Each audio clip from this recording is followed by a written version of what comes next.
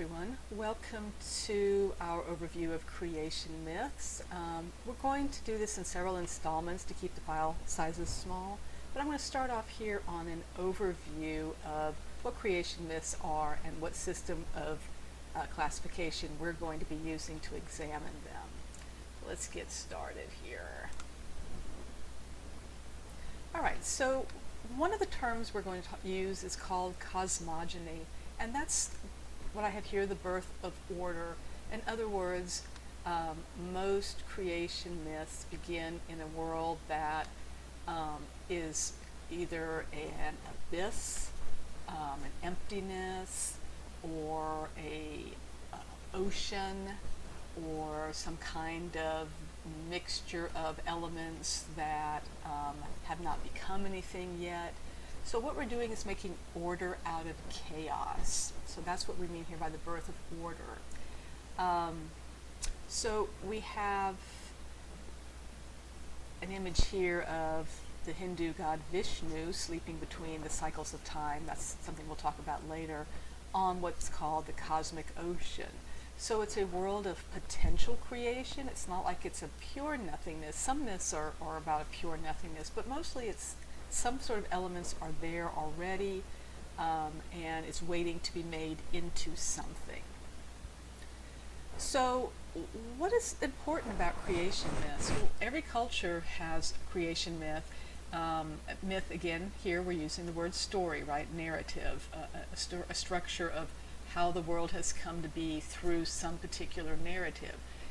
In Western culture, there is the Christian story, the Christian narrative of how the world came to be. There's the scientific story of how the world came to be. So these are stories that are important to individual cultures. So we're going to look at some that you may not have encountered before.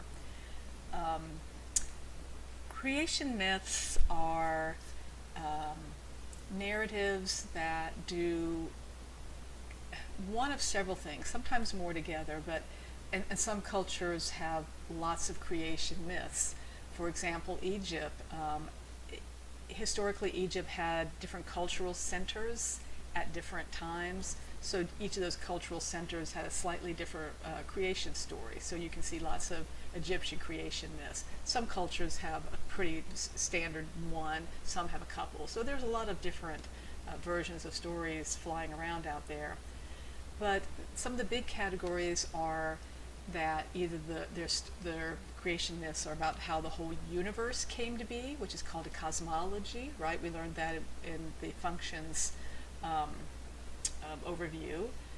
And then there are creation myths about particular parts of the world being created, like the landscape or particular mountains or streams or things like that. Or there's stories about how people and animals came to be. So those are some of the major characteristics. But they're all important to the culture that believes them. So please don't use the word myth to mean misconception or myth information. That's not how we're using it here. A myth is a sacred narrative that holds value for a particular culture. Okay? So what a lot of scholars sort of feel like is particularly those cultures that have rituals that go along with the myths. So it's not just necessarily that people hand these stories down orally. Some of them, some cultures have these stories as part of their rituals, their cultural rituals, their religious rituals.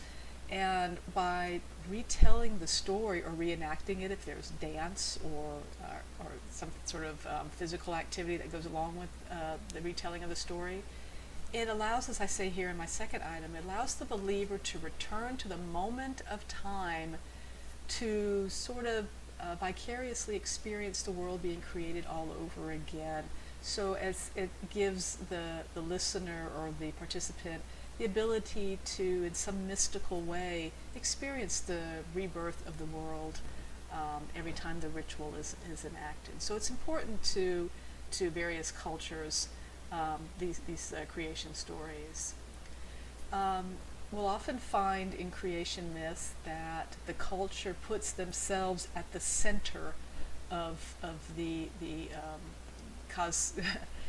cosmological order of things. So we are the people, everyone else are outsiders, barbarians. We were created first, we were the first ones, we are the real ones, and everybody else was created as a result of an accident or as a god's first, second, or third attempt at something. We'll see some stories like that. But the culture from which the myth comes is the central culture. So everybody sort of sees themselves as the center of the universe, kind of like toddlers, right? So we'll also be talking in this unit about myths of flood and destruction. And some of these myths are tied into the creation cycle. For example, I have here two major viewpoints of creation in terms of the cyclical nature of these stories. One is that the universe may go through changes. There might be a flood that washes away everybody, or there might be some sort of destruction, but because those elements are eternal, they'll be remade, right? So, for example, the Norse myth of Ragnarok, the end of the world, there's fire and flood and all sorts of natural catastrophes and wars and famines, you name it. The world ends, but there are a couple of people left who have been saved to start the world again. So there's that kind of cycle. We'll see cycles in the Hindu belief system that the world goes through several cycles and starts over and over again. And then there's a second type of cosmological myth where once the world is destroyed, that's it, it's over. There will be no recreation. That's just the end of the world. So destruction myths are part of that creation cycle as well for some cultures. And we already talked about that there are more than one type of a creation and of a destruction myth in a culture sometimes, particularly with very large countries that have different regions. So a lot of scholars have come up with their own ways of organizing different kinds of creation myths. They looked for patterns through all these myths around the world. And the one I settled on was Marta Weigel. She has a 9-part system that we're going to be using to sort of organize our look at creation myths. And these patterns are not mutually exclusive. You could have a myth that seems to fall into more than one pattern. All right, so that's what we're going to be spending our time looking at.